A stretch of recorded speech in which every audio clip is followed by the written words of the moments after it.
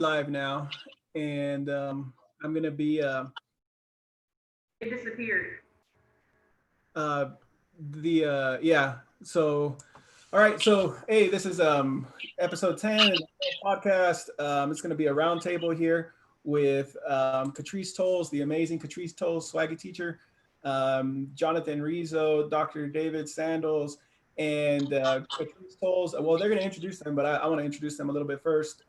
And kind of the reason that I wanted to do this roundtable was because I feel that I wanted. These are conversations I've had I've had really like great conversations with these three individuals, and sometimes I think it's things that people need to hear because I feel that especially when the pandemic started, I feel like everybody all of a sudden was an expert in online learning, and then when the protests started, I feel like all of a sudden everybody was an equity expert, and for me that was tough because uh, a lot of the people sharing it or the voices that I heard, I just, I didn't know how to react to it, and I felt like I didn't have the words to share what I wish I could share. So here, I invited people that have, I believe, better words than I do at the moment. And so the purpose here is just that I don't think equity is being addressed as much as it should be. And when the year starts, I think there's a real danger that nothing's going to change from the momentum that built up in the summer. Now you might disagree, and that's okay. But I think that you all come from different areas, and I think how you answer these questions can help our communities continue to think about conversations on equity and how we carry these actions. Ms. Toles, if you want to introduce yourself first. Hello, everyone. I'm Ms. Toles, aka Swaggy Teacher. I'm a restorative classroom teacher for middle school. I teach all subjects, including project leadership. And then Dr. Sandals, if you want to go ahead and introduce yourself.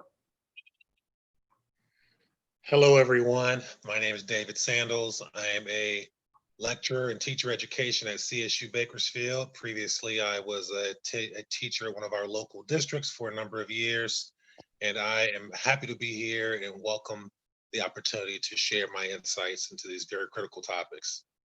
Okay, thank you, sir. And then Jonathan Rizzo, would you like to introduce yourself, sir? Hello, I'm Jonathan Rizzo.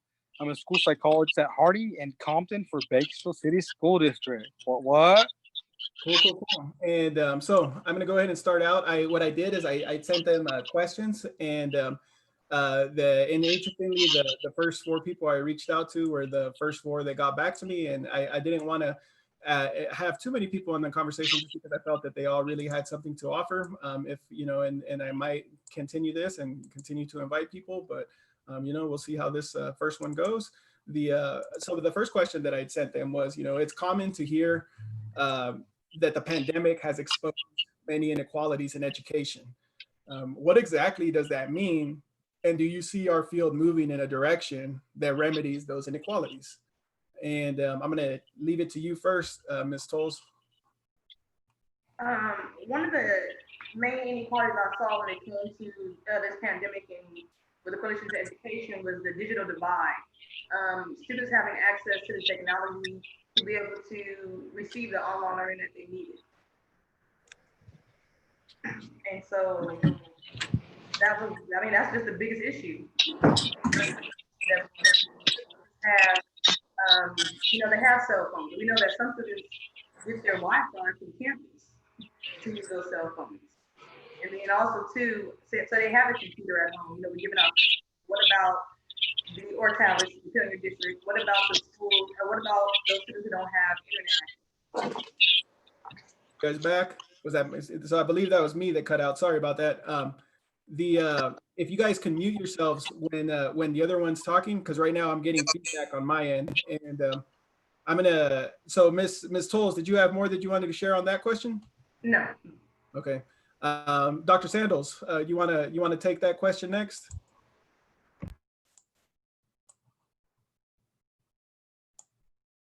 His is frozen. So let's go with we'll come back to Dr. Sandals. Jonathan, you want to share on that question?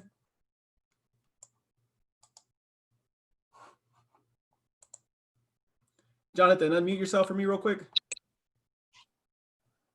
There you go. You good? Yeah, go ahead. Sorry. Sorry, man. Wow. But I think Ms. Knowles made a brilliant point in terms of the biggest equality revealing is just the realistic side of where kids are in terms of technology and what resources they really have. And when it comes down to it, if the classroom's not there, do they have even a basic support to get them to even log on to a computer to see if someone's okay?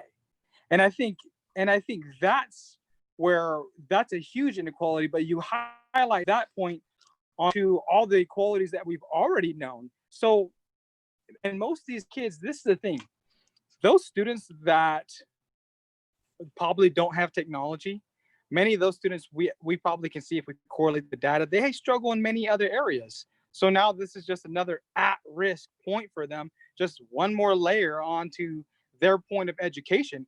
And I think the follow-up point is to make sure that, okay, this is all I care about. At the end of the day, did we do something? Okay. And do we have evidence of showing that we did it, and keeping track of what we did is sustained? That's what I want to know. So the key implementer for me is looking at a form of just tracking the kids' data to see if they're okay, right? Having a process, a specific process and a specific methodology to actually take care of that. Just, right, pull the Aries data, pull STAR data from last year, right? Who are the lowest readers? Who are the ones that actually perform? Let's pull that data. Who are our foster kids? Who are our homeless kids? Pull that data, and then let's follow up. Start there. And I think any school can do that. And I think that's really meeting a lot of need. So getting the baseline.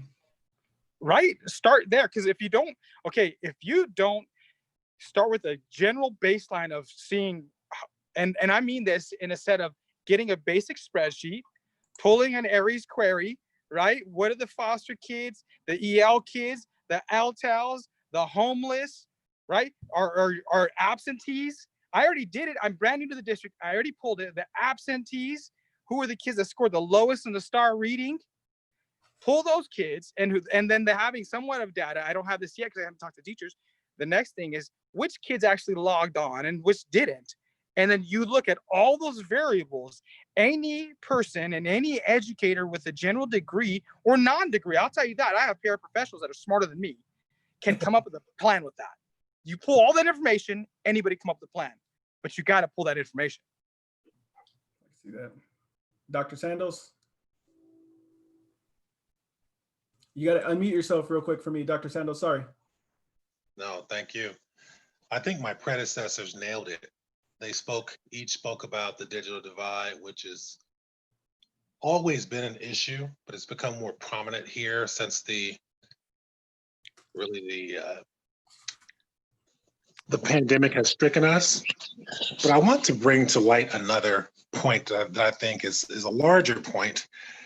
To me, we're at this crucible in contemporary society, and it evidences itself in the issues of educational outcomes, health disparities, et cetera. So I'm going to conflate the discussion a little bit.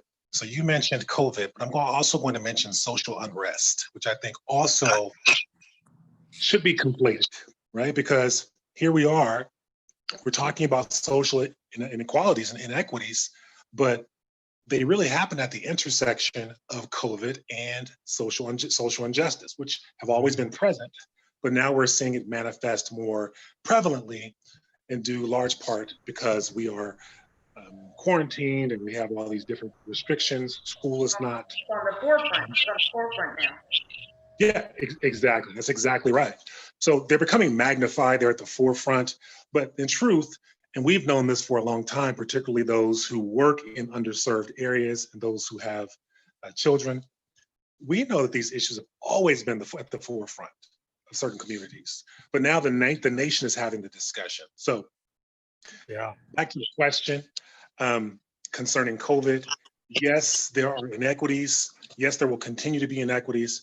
My hope is, and will continue to be, that we use this as a launch point for really revamping how we educate kids. Because I think we can fundamentally shift the paradigm in terms of haves and have-nots, students who achieve and students who don't, if we radically look at and ultimately revamp the way we educate kids. So Jonathan spoke to it a moment ago, tracking data, identifying students who are in need, which is really the heart of equity work, providing what's needed rather than giving everyone Precision. the same thing. Yes, absolutely. Intentionality, baby. Intentionality. Yes, yes. So for me, that's the heart of it. But I also feel like we just have to look at the whole paradigm. Is what we're doing, is it effective for Black and brown students? Because those are our vulnerable students, particularly the males. Those are our vulnerable students. So is what we've been doing working? And I think there's a resounding no to that question. That's the answer. The answer is no, using almost any metric. So then we have to start looking at doing things differently. Love it. Wow. That kind of makes me think about, I want to piggyback off of that, is about another inequality is, just under resourced. We provide school psych, Mr. Rizzo. We got that school psych on campus. We know that mental health issues is just as big as something that a lot of people are facing right now, especially our students. And two of those main mental health issues will be ADHD, usually in the male students, that Dr. Sandals talked about, and then also too anxiety. So how has COVID and the system that we are, everything's going on in the news right now, how is that enhancing that student's anxiety, who's already facing that mental health disorder, and how is that student who has ADHD, what resources are going to do to help them when they're online learning? So that's another thing you have to think about. Those resources the resources that parents don't have access to or don't know anything about, that usually we give them at the school. I want to point something out before you guys keep popping in.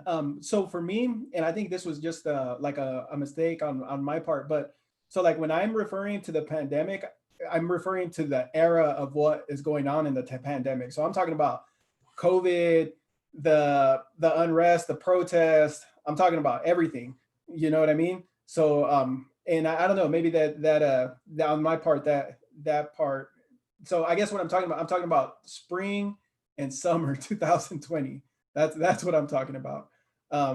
Sorry, I muted you guys, but if you want to keep adding on to Miss Toles, there is an order. You can go ahead and hop back in there, but you got to unmute yourself. Well, first off, thank you for offering that clarity. That's part of education, coming to new understanding, forming synthesis of ideas. So you just clarified for us, and it's all good. So we're clear now.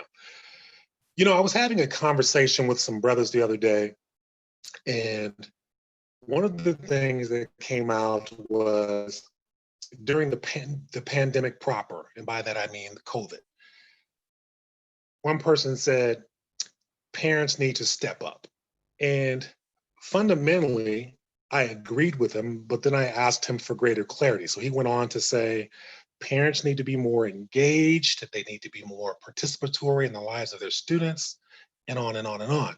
And while I agree with that in principle, my question and my concern whenever I hear statements like that, we oftentimes demand things of people who haven't been equipped.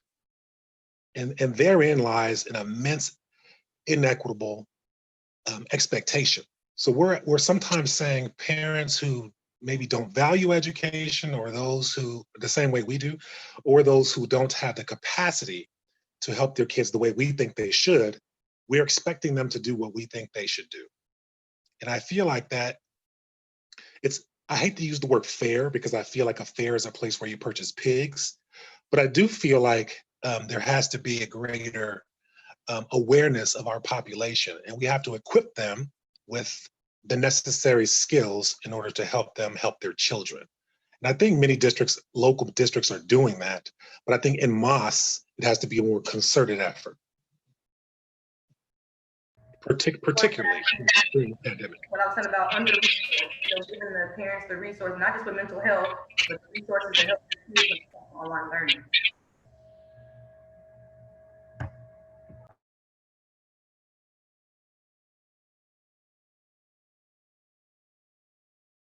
Jonathan, did you want to share anything on that last one?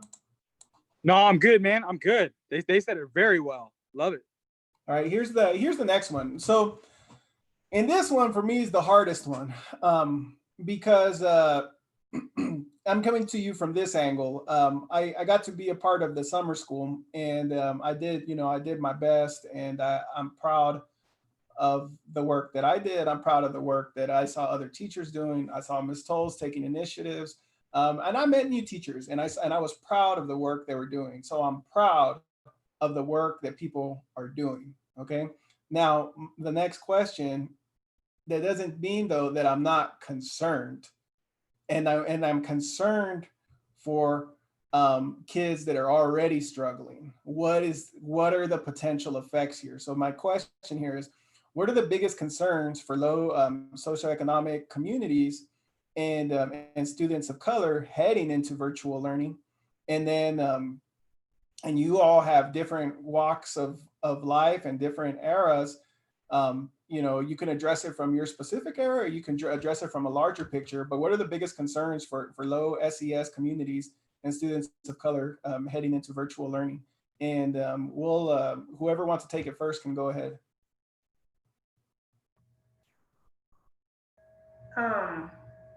My concern isn't so much with the students, it's with the teachers. Because my thing is, what are the teachers going to do to help these students out? So what are the teachers going to do as far as, making the lesson engaging? You're online now, so we can't just sit the EL student in the front. Everyone's in the front, they're on the computer.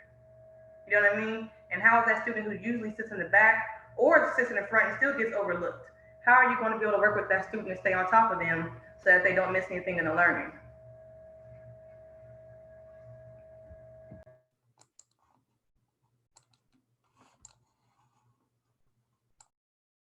I think that's for one of the concerns that I have is, so in the traditional classroom, let's just talk about the before COVID. In the traditional classroom, I believe one of the biggest issues with social emotional issues with students between their teachers, I think one of the biggest issues was a relationship issue. And that'll always cause a disconnect and a rift, not only with a student's behavior and the teacher's behavior, but also carry into their actual academic effort or their work effort. That is, in a traditional classroom, a relationship is that important, and it has that much it carries that much variable on their actual influence on whether the kid has a good outcome. Okay. Well, you take out the classroom, because that's just a medium.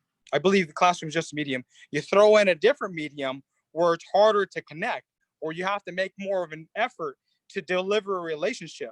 See, the only way that the classroom works is a relationship. And the only way that the digital education, and the whatever it's going to be, is going to work is through a relationship. That's it. And that's through Dr. John Haiti. That's what he said through his research, because what he showed, Haiti, he said, guess what?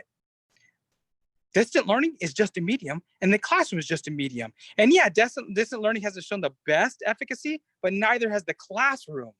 Same efficacy. That's the fact.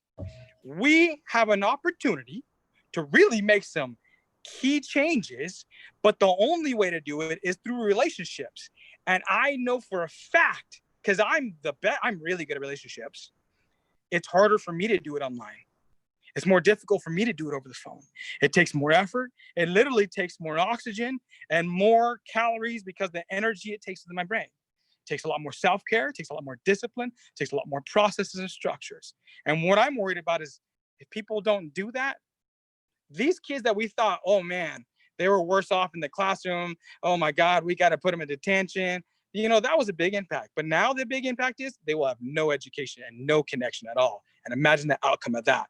If the kid couldn't read before, they were going to be pregnant by 9th grade. Well, now imagine now they won't be able to read or do any basic skills. That's my worry. But I think it's the only key is the relationship. Anybody can do that. You bring up an interesting point. I know Gonzalez was saying that I have a good rapport with the students. I think that's a very big deal. I spoke at Dr. Sandals in Dr. Sandals' classroom before, and that was the main thing I said was, building a rapport with your kids. And so teachers are probably saying, well, okay, well, we're online. What does that look like? It doesn't hurt for you guys to stay after class or have the student stay after when you got to do a lunch break and work with that student one-on-one on that assignment. How do I know? Because I'm doing that right now. We have EO students who are usually falling behind, and the students is used to saying, turning your stuff on Google Classroom, or turn it into the tray, but it's case Google Classroom, and I noticed that students wouldn't turn their work in. So you know what we ask that student to do? Stay behind just like you would in the classroom so you can speak with them. Everyone else leaves the meeting, you talk to that student, hey, I know you didn't turn your stuff in. It's something you talk to that student, build that rapport with them. What's going on? Was it difficult? Did you not understand? And think of scaffolding techniques you can use for them. Hey, maybe when we're doing an independent, me and you can have our own meeting and I can go help you one-on-one. While everyone's doing something independent. Or maybe you can stay after class a little later and me, you can work on this one-on-one. And I noticed that when I'm partnering with another teacher, but when we talk to that student about that, the student showed more interest, not only just in getting their assignments turned in, but also in the class discussions that we've been having each day now. So he's participating more in the classroom. And it's the same thing with another student that we're having. A young lady doesn't want to be on camera. So we were able to talk to that lady, that young girl, and say, hey, what is it about not wanting to be on camera? Just like you said, building a rapport and seeing what is it those students like or dislike, and how can you help them? So yes, building rapport is extremely important, especially with this, because now you have that distance between you. So how are you going to work with that distance between you? Because it's easy for a kid to turn off the camera and then going about their business, and especially if we talk about low-income families, they're probably at work. The ones who are not on unemployment, so they're not at home with their child while they're online.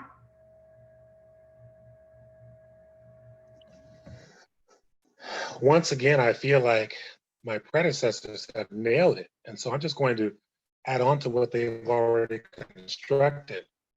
And I want to start by saying relationships drive efficacy within a classroom context. That's instructional efficacy, that's individual, that's self-efficacy, and so forth.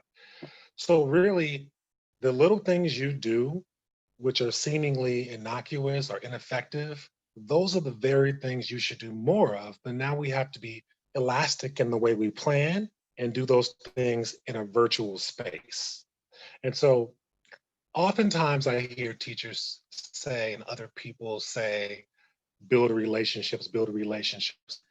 And what's come to me after all this time is that some people don't have that native ability.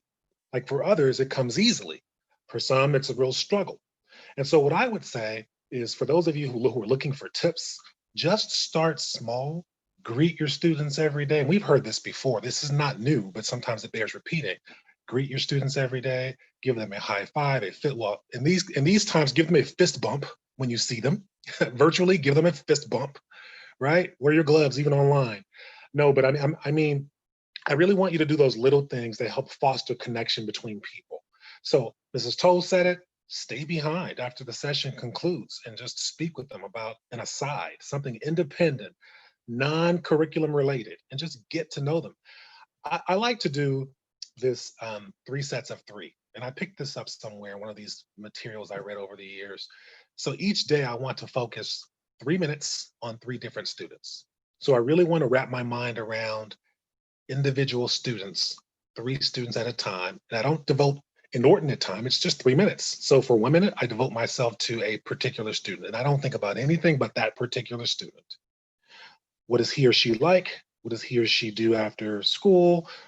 What is their family composition, etc. I really want to wrap my mind around them. And if I don't know that information, then I spend time seeking that out. And in that way, I can incrementally build my connections with every student in the class with intentionality. So that's really one piece of my response. And then the other piece, my concern, I am concerned for and about some of our educators. We have some amazing educators. I know some of you spoke of BCSD. Shout out to BCSD. I mean, there are some great, fantastic teachers. You two are no exception to that.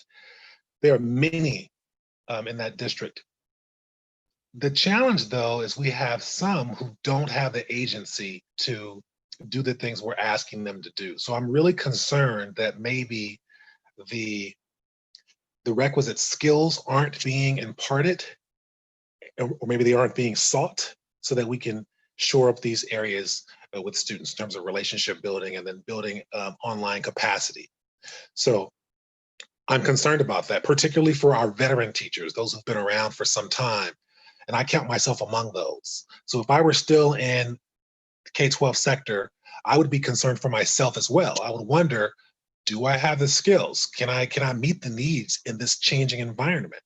And if not, how do I acquire those skills? Well, for some of us, we're rather prideful and we don't seek those skills out. So I'd be concerned about that. I like how you mentioned the veteran teachers, because that's always one of my concerns. Because when you're a veteran, you're kind of stuck in your ways, or like you said, you haven't picked up the skills. So they're probably still learning how to start a Zoom meeting or create a Google Classroom, which are some of the main things that you need, or these digital assignments, some of the main things that you need when it comes to teaching online.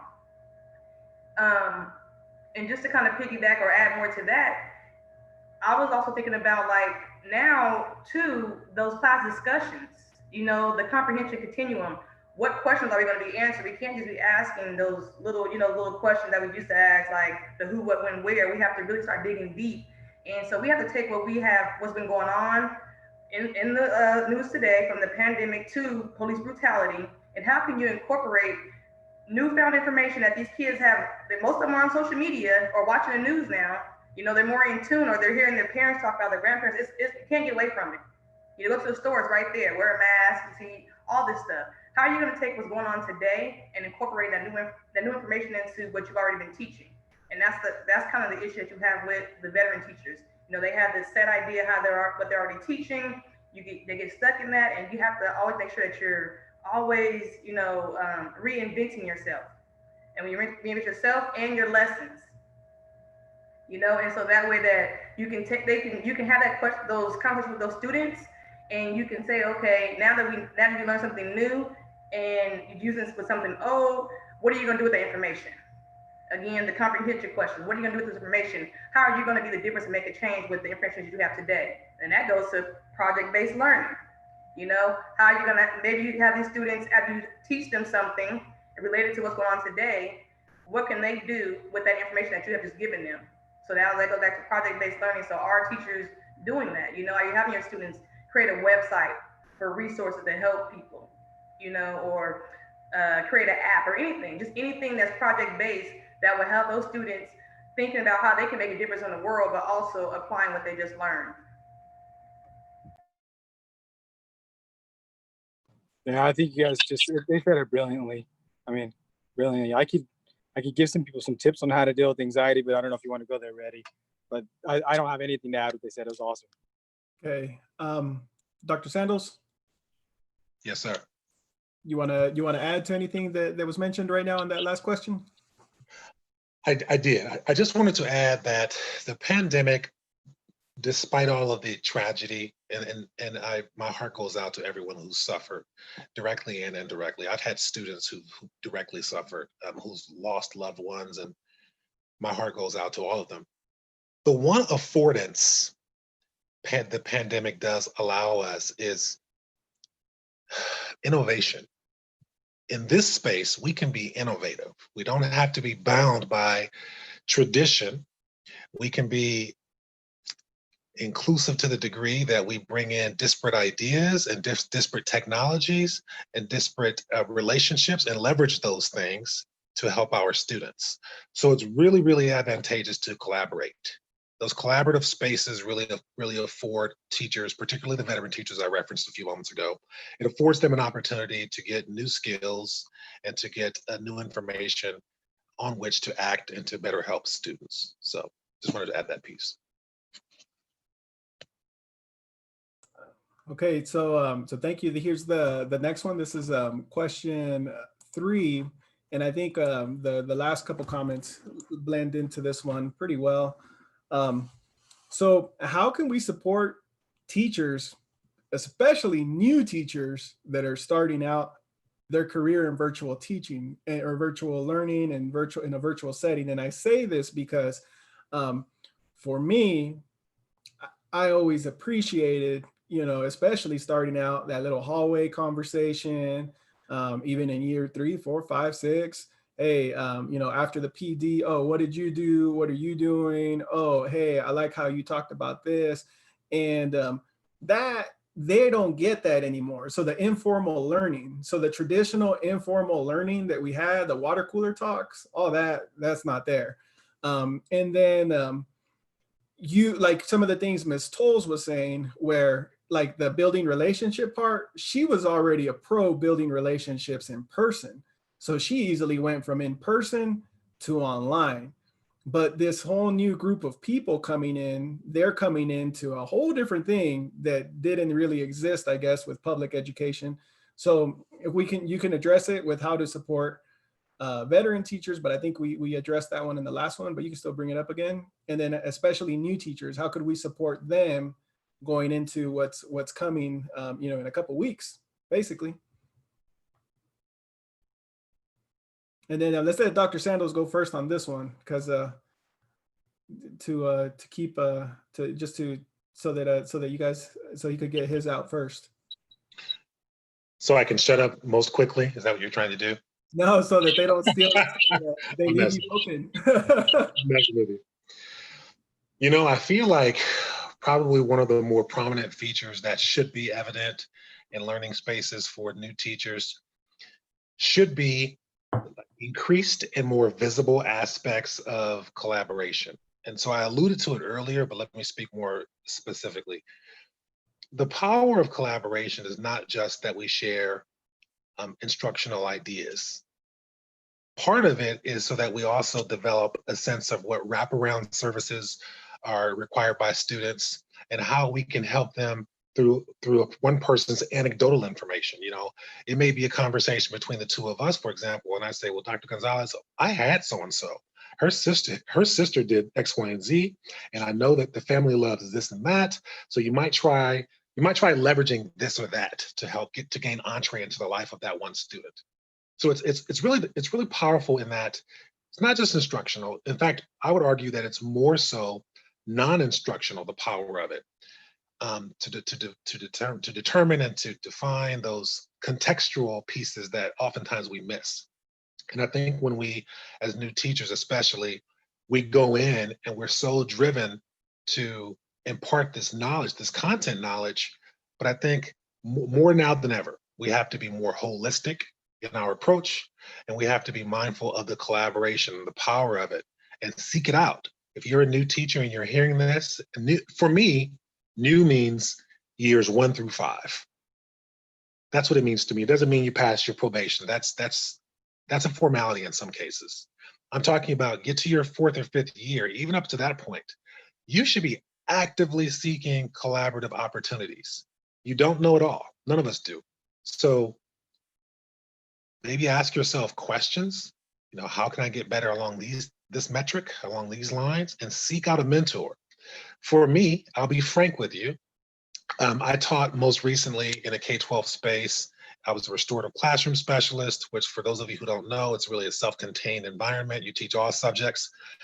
I oftentimes gleaned practices from Dr. Gonzalez and Ms. Toles. I would go into their rooms, they would know it, but I would steal things.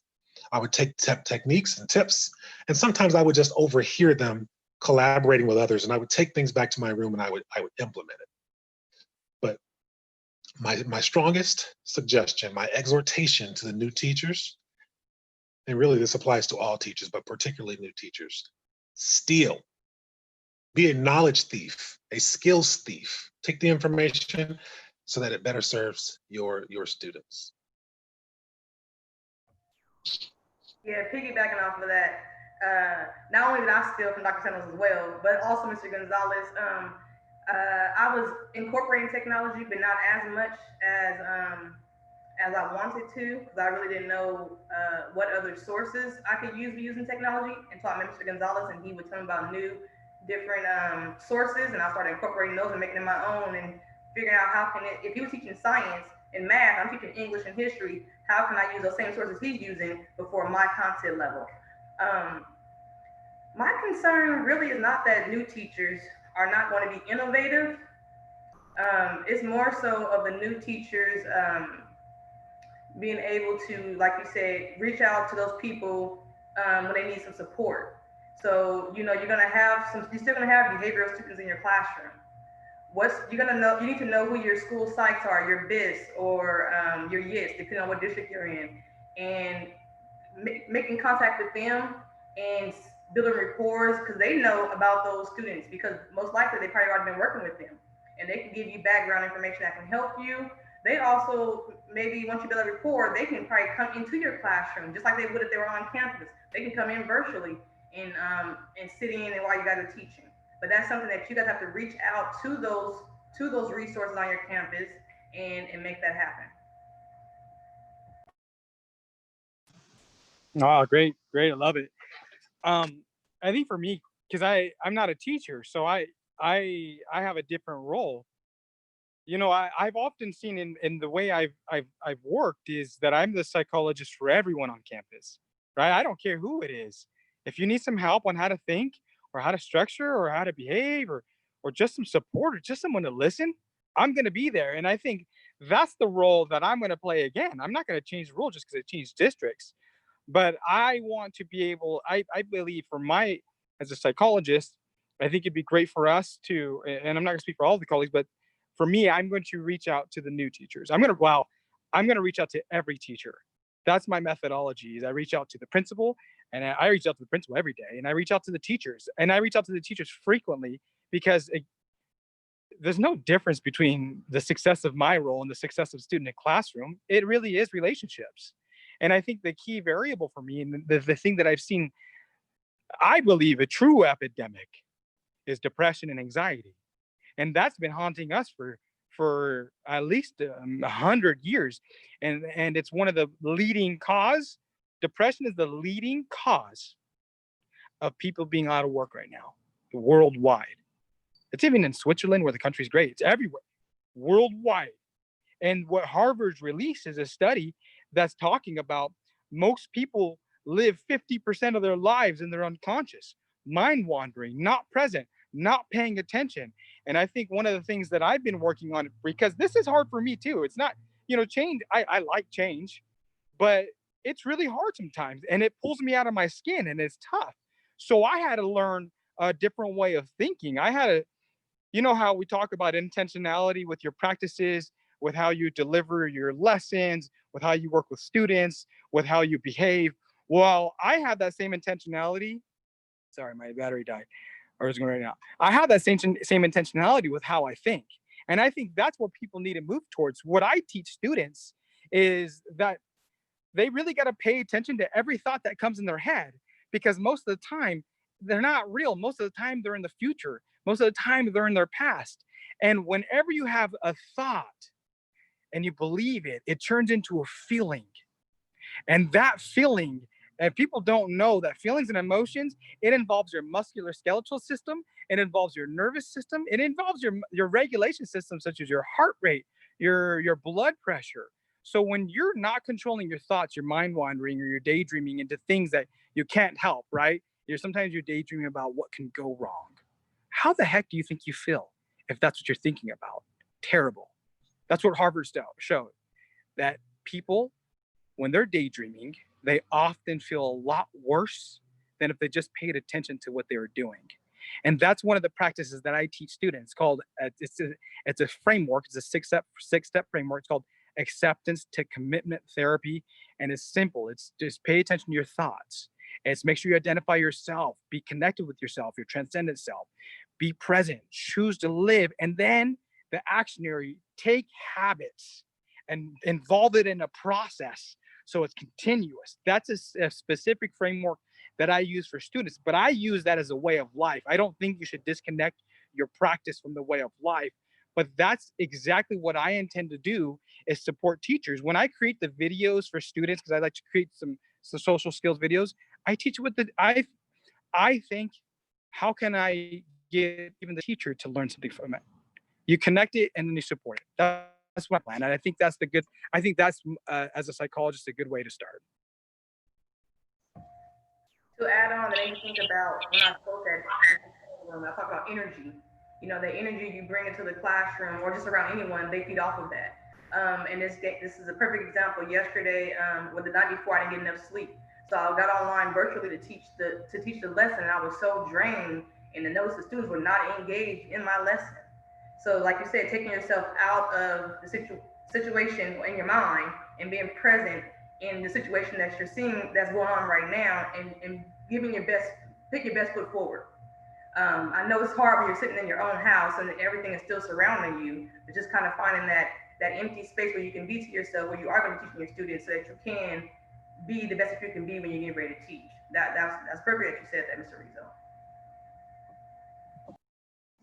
And I'd like to add another tip, because I think a lot of times we deal with these ethereal ideas and people can't conceptually, concretely understand what we mean. So when I say this, I'm going to offer a tip subsequent to it. I really feel like there has to be an earnest, genuine effort to get to know the environment from which kids come. And by that, what I mean is, well, let me give an anecdote. I remember years ago, one of my first principals in the Bay Area, she said, I was working in Alameda, the city of Alameda, which is in Alameda County, right next to Oakland. She said to me, she said, take this $20. And I said, I felt insulted. I'm thinking, okay, do I need to buy a new shirt? Well, what's the deal? She said, no, you're having relationship problems with Antoine. Take this $20, take him to McDonald's, and then have him show you his neighborhood. And I thought, this is improper. That's how silly I was. That was my thinking. What she did is she really foresaw. She had the insight, the providence to know that I needed to gain an appreciation for who he was as an individual, holistically. I know him as an academic or as a scholar, but I need to know the other side of him. And so that opportunity really resonated with me. And over the years, I've used versions of it. Times are far different now. We certainly can't give teachers money and have them go off campus with kids. That would be a little frightening in some spaces. But truthfully, the message is what resonated. Get to know them beyond the simple pleasantries. How are you? What's going on with you? But where do they come from? And so one more thing.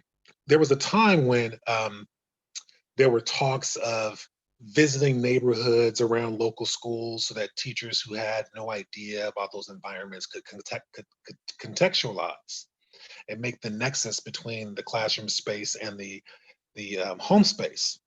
Well, in my experience, those conversations have been largely nixed. But as individuals, when you're in your car, teachers, yes, we're in a pandemic, but you can still drive. Drive around and get a sense for what students are experiencing. Get into your car and just drive through neighborhoods. Contextually, I believe it informs your thinking, your planning. It can't help but alter the way you approach the student in particular, but education in general.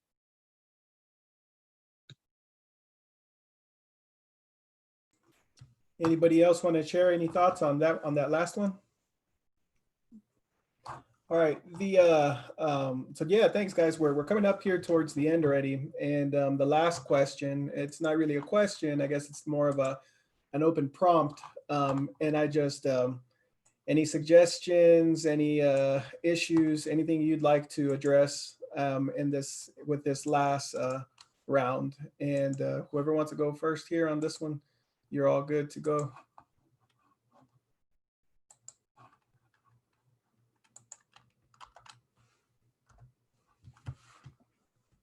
You guys don't make me go first because I'll go. No, I'm just fine.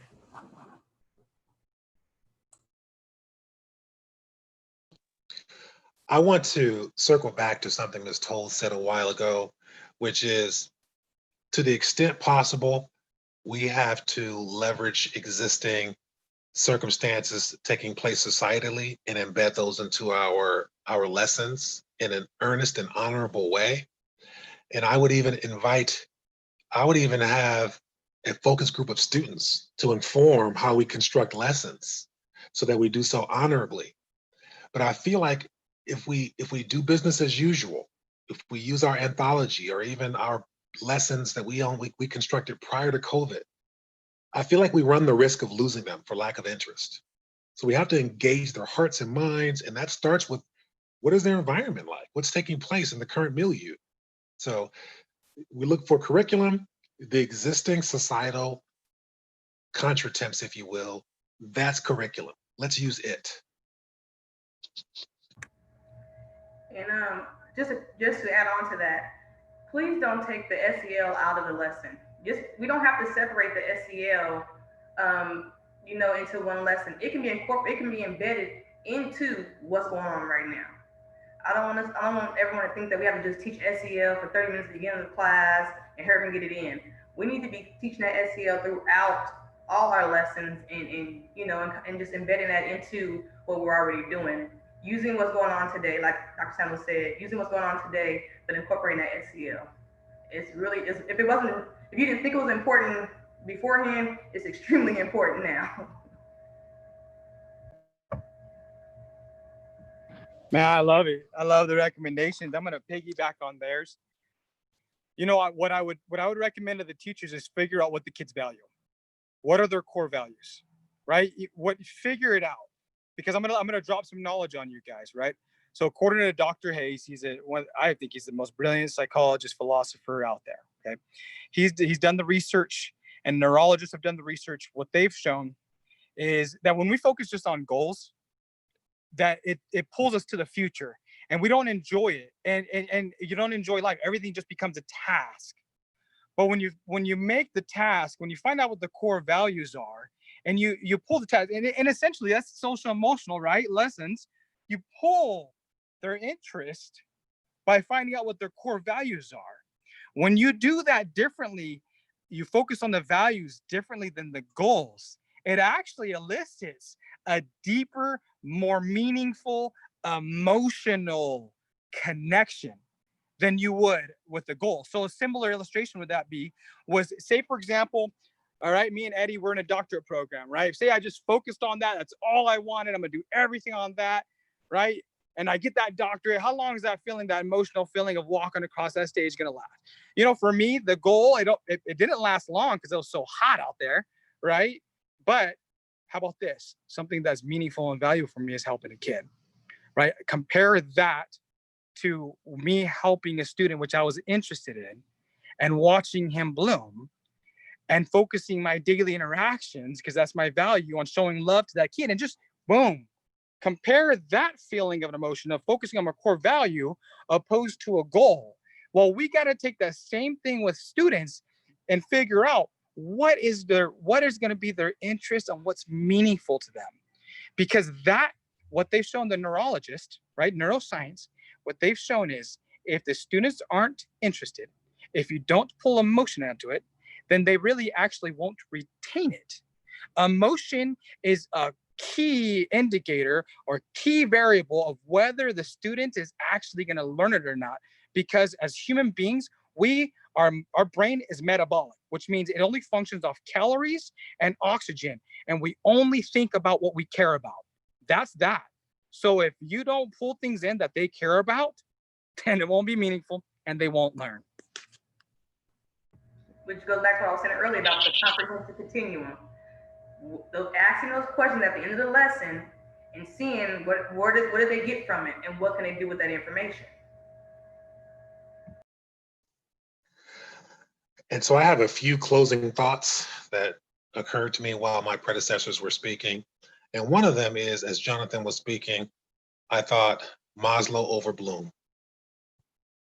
And for those who don't quite understand that reference, we want to show more concern about the student's sense of belonging and their self-actualization, the individual, the survival of the individual over their content knowledge or the process of learning, right? So we have to sequence those.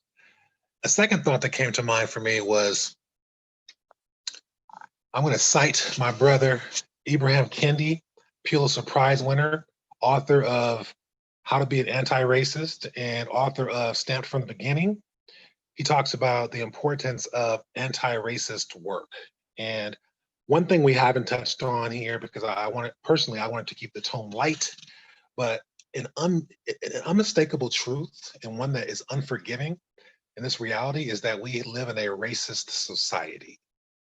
And what that means for me is not that people are bad, it just means people are steeped and oriented in a certain psychology. So it's important for us to always be mining the psychology we bring to the classroom context so as not to heap upon students these injurious practices. So if you haven't already, please for the book, How to Be an Anti-Racist. It's chock full of tips, practices that you can employ in your own space to help you mine the racist tendencies. Because guess what? We all have them.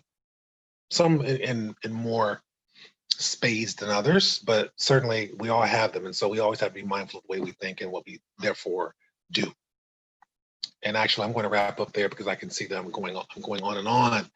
I'm on my soapbox today. Sorry, Dr. Eddie. Nah, you're doing great. Hey, you're good. You're doing great. You're good. You still got time. You Yeah, keep I going. love You're good. Well, go ahead, Ms. Toles, please. No, I was just saying, yeah, I agree with you on that. I agree with you on that because we can incorporate what's going on today into the lesson, but it's how you're presenting it. It's how you're presenting it. So I'm just that's a good book to suggest to help the teachers, whoever wants to incorporate that into their psychology or their biz or their yes. We talking to the students now because let's just be real here. What's going on in society today has changed a lot of the way people have been thinking, the way they're behaving. Some people, used to be really quiet and kind of stuck in their ways, and now this situation from the pandemic to the systematic racism is bringing out, some underlying things from people. You know what I mean? So it's how do you present yourself now, or how do you present your lessons?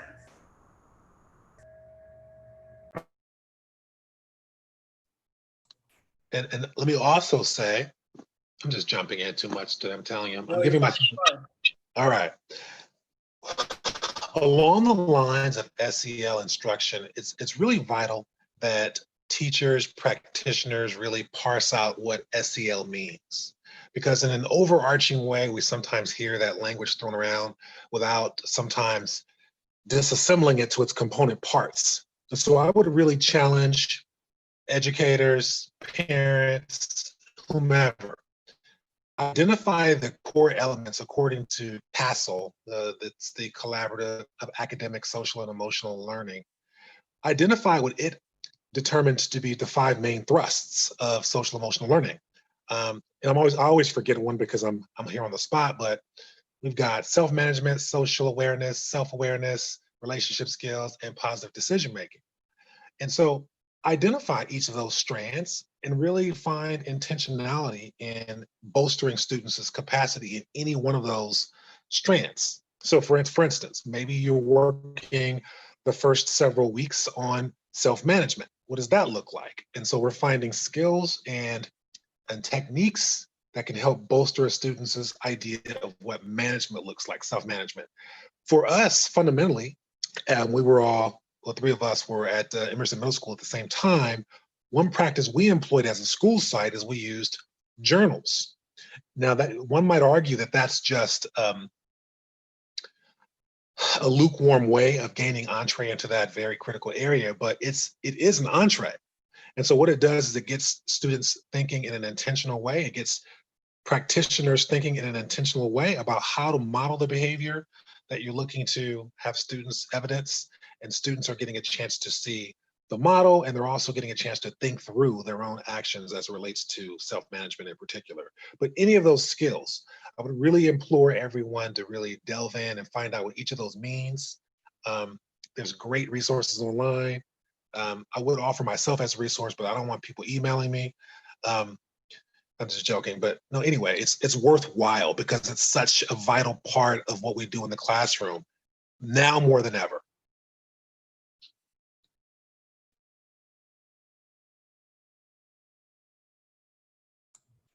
You guys want to share any other pieces? I'm good, man. I'm good. Unmute, Cattrice. Unmute. I forgot. I want to say thank you for this opportunity, Mr. Gonzalez. It was really good having this open discussion, roundtable discussion on these topics.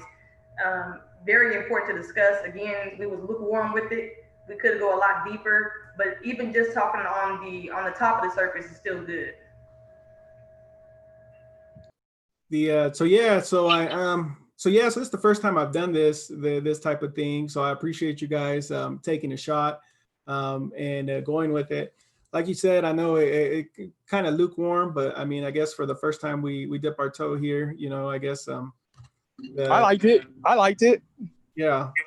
No, but I mean I know what you're talking about. Like for me, because I don't know, like I think this is a good entry point conversation for people to begin. But for me, I just I don't know. I just there's a lot going on, and I think over the next couple months, as we see school happening and we see how everything's unfolding, you know, I just think of you know, I just want kids to be good. You know, I want kids to have an opportunity. I want I guess this is my perspective. You know, for a while before my family moved into a nice place, we lived in a little studio, and it was 5 kids. You know, and so I picture like, what, how would we have done virtual instruction with 5 of us in the studio apartment?